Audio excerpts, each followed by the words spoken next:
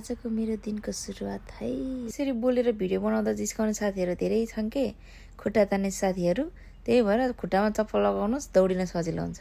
यो चाहिँ मेरो स्किन केयर हो है गाइज, स्किन केयर। राति सुत्न अगाडि 2 घन्टासम्म बोयफ्रेन्डसँग झगडा गरेर आफ्नो समय फाल्नुभन्दा 5 मिनट आफ्नो स्किनलाई दिनुहोस् है।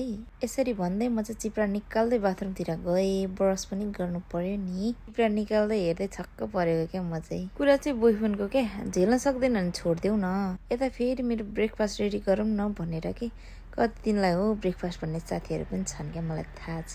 तिमीहरूले मेरो भिडियो देखेर मलाई जिस्काए पनि म भिडियो बनाउन छोड्दिनँ। मेरो नास्ता देखेर अघि नै त दिमागमा राखिसक्यो होला कि यिनको डाइटिङ चलेछ है भनेर। तिमीहरूलाई अरूको प्रगति देख्न सक्दैन है। मेरो डाइटिङको रुटिन देखेर मेरो नास्ताले पनि मलाई पत्याउँदैन क्या। हेर न चिप्लेको त्यहाँ, भगवान्। भिडियो मात्रै बनाएको होइन कि म यता फोनमा पनि बोलिरहेको छु। फोनको मान्छेले धरि मलाई पत्याउँदैन कि मैले डाइटिङ गर्छ भनेर। आमा के साह्रो अमिलो हो यो खाएको, फेरि यो पनि त्यस्तै मिठो भए पनि नभए पनि आजको लागि चाहिँ सिधाइदिनु पर्यो भन्ने तर्खरमा लागेँ म चाहिँ। मैले नबुझेको कुरा यो हेल्दी चिजहरू किन हो र यस्तो नमिठो हुने। यो खानेकुराको नाम उच्चारण गर्न आउँदैन, त्यही पनि मैले किनेर चाहिँ लिएर आएको क्या। अब पैसा नै तिरेर ल्याएपछि त अब खेर फाल्ने कुरा त भएन। मेरो डाइटिङ चाहिँ आजलाई मात्रै हो क्या भन्ने सोचेको होला, तर योपालि चाहिँ म तिमीहरूलाई गलत साबित गरेर देखाउँछु क्या। किवी पनि लिएर थिएँ, किवी टेस्ट गरेको त यति धेरै अमिलो कि कति अमिलो रहेछ भनेर यता भनेको त काँचो लिएर आयो होला अनि अमिलो भइहाल्छ नि भन्दै हाँस्छ पो।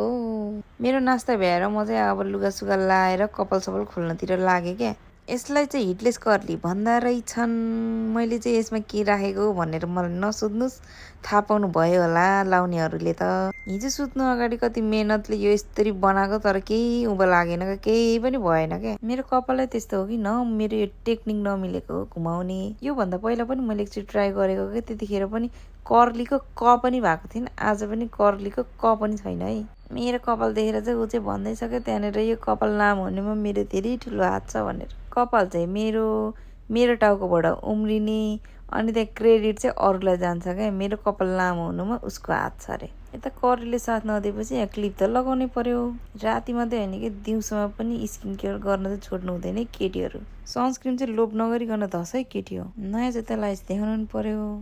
यो चाहिँ मेरो सहर है, मेरो। मौसमले त कस्तो घुम्न जाँदा भन्छ त। खल्ती रितो भएपछि जति जा भने चुप लगाएर बस्नु पर्यो। यो चाहिँ मेरो आजको आउटफिट। अन्तिममा कुच्चीको अनुहार लिँदै धन्यवाद भन्न चाहन्छु।